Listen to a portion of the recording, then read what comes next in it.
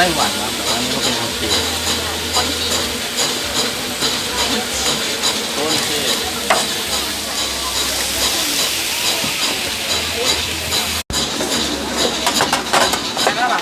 โดย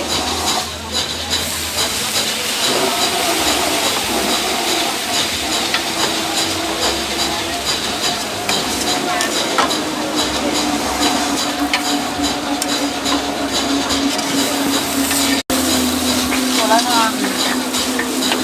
是不是可以做了？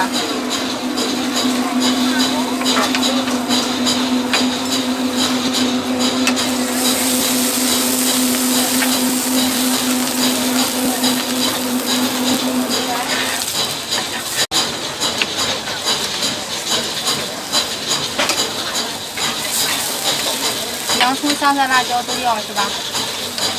หอมบัวกับผัดนั้นใส่บ่ผัดหอมกองหอมบัวผัดอันนั้นทำไมเมนผักชีด้วย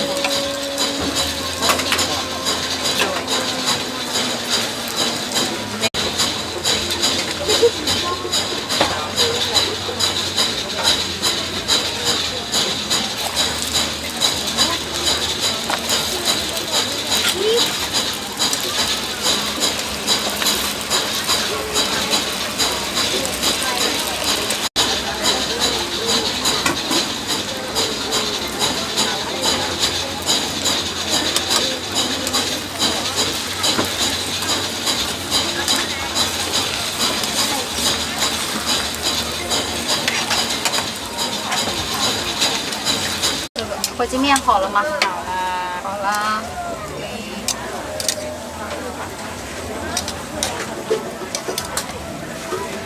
我用了2个夹子啊，怎么感觉有别扭啊？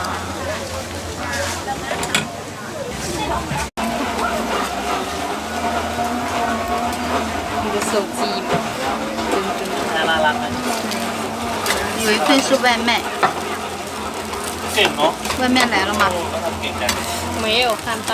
โตขึ้นเราจะทำได้แบบนี้ไหมโตขึ้นเราจะทำได้